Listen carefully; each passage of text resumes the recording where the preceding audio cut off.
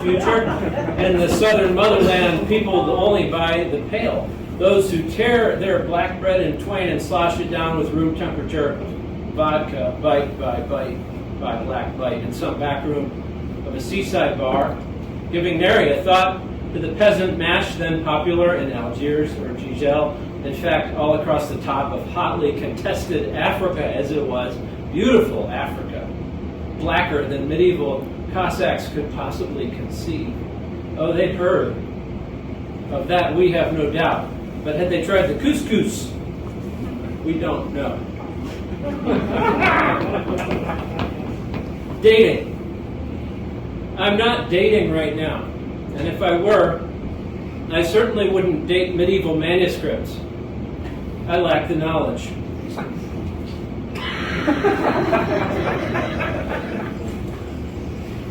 For more information about putting pieces of plastic on your eyeballs, contact lenses.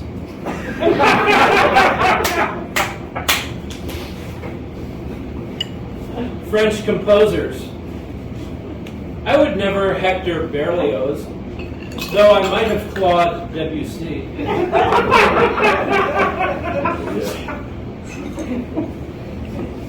A guided tour through time. Let's go back in time, shall we? About 1 billion years. There were no cars, no magazines, and of course, no boxes of cigarettes.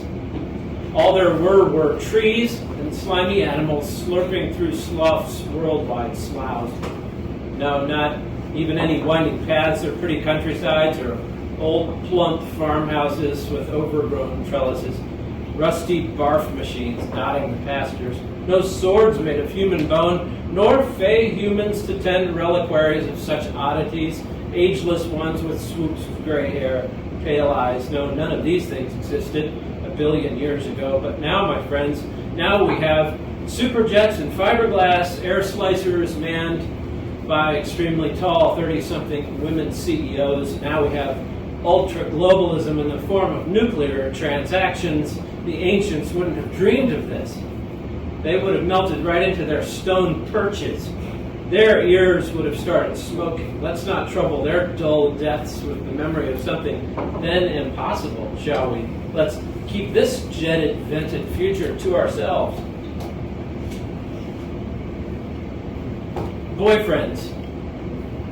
Unsurprisingly, as our dystopias unfold, dicta such as "the future is now" and "manage the present" proliferate. But is it? And must we? With respect to those two, the present, if allowed to billow like a cephalopod, The present, if allowed to billow like cephalopod ink, may ward off predators, may yield starlit fields full of girlfriends dancing slowly to heavy-bass shoegaze, while boyfriends sit in the cut, sliding their fingers across their phone screens. And what are they, if not pushing the boundaries of doing things differently as night comes on? My LinkedIn. Period.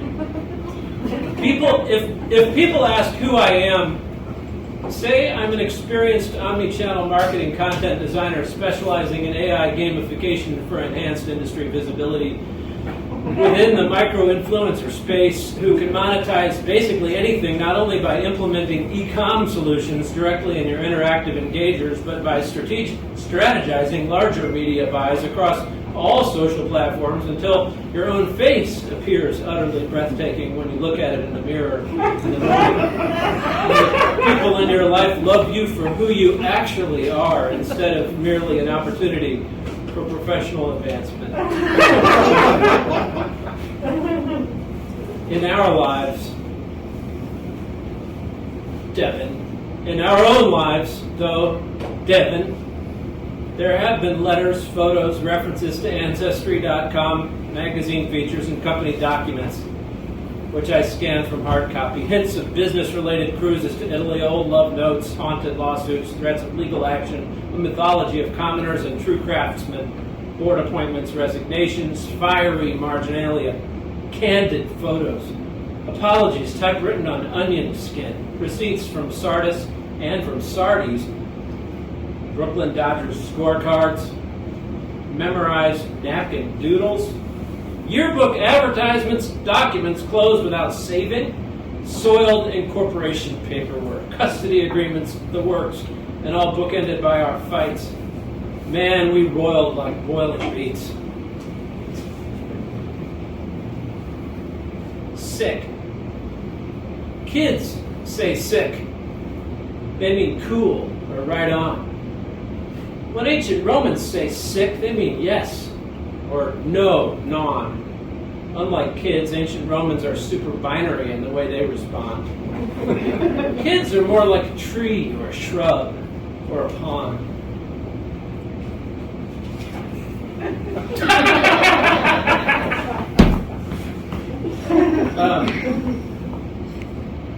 Homeboy. Homeboy looks tired. Homeboy's in the house. Homeboy wants a bottle, a blankie. Homeboy edits Tolstoy footnotes in his sleep. Homeboy hums patterns. Sounds like maps of the woods, echoic of ancient Greek garlic worship. Homeboy's sandwich now deeply discounted. Homeboy is drunk. Homeboy doesn't play that. Homeboy's wife is miserable, taking Xanax. Homeboy loves Weezer. Homeboy digs new jazz. Homeboy wants a cracker. Homeboy phoned home, boy. Homeboy isn't going anywhere. His career is bankrupt. Homeboy got into Harvard. Partial ride. Homeboy is sleepy. Homeboy is a homebody.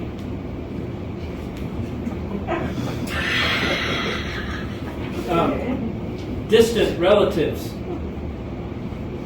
I have distant relatives in my immediate family. One of them is my father. He just seems to be thinking about more important things.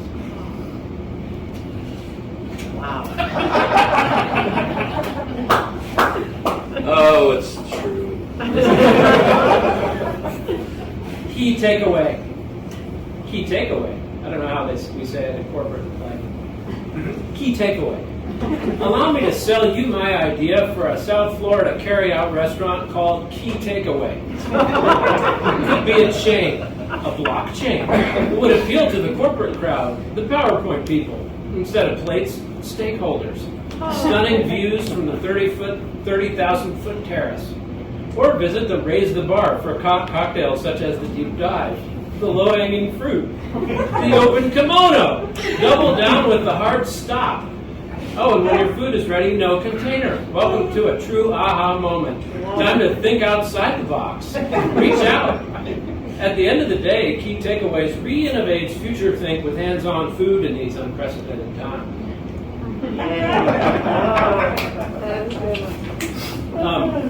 Nobody's watching. You just looked at your watch. Jog like you've never been kneecapped. Jump like you don't live in shame. Traipse like you're not made of feathers, and nap like you're already dead. Win like you're not tired of losing, and lose like you still want to play. Sing like your dad isn't drinking. Shop like you've never been dumped. Dance like your exes are watching. Shriek like you're not getting stabbed. Barf like a toilet's nearby. Lease billboards like yesterday's here. And let the peppers saute like nobody's coming for dinner. Like nobody's ever passed this way, nor will they. Tweet like you aren't abandoned. And live like you've never been loved.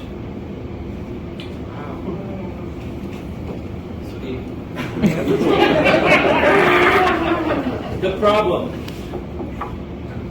When I was young, my brain was delicate as a spritzed orchid among ice chips. At 50, my brain has become a wheel of eyes gazing in various directions. This is an old image of God himself.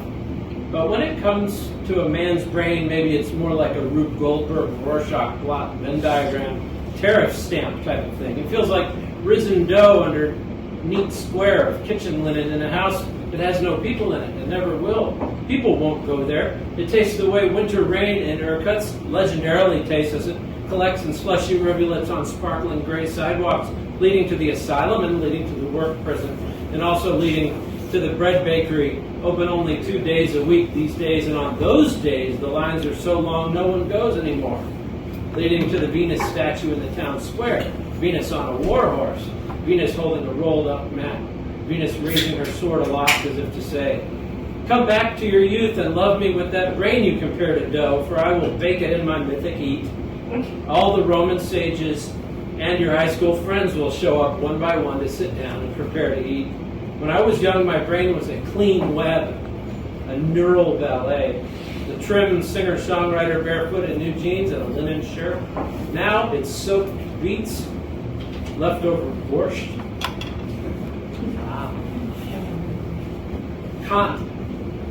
I wonder if Kant, feeling weak, ever muttered to himself, "More like Immanuel Kant." If that worked.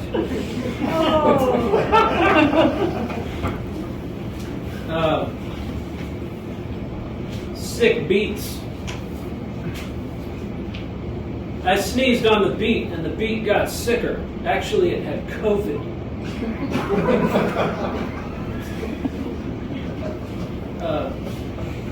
The Indivisible Man. One of my favorite movies growing up was The Indivisible Man. Wrapped in bandages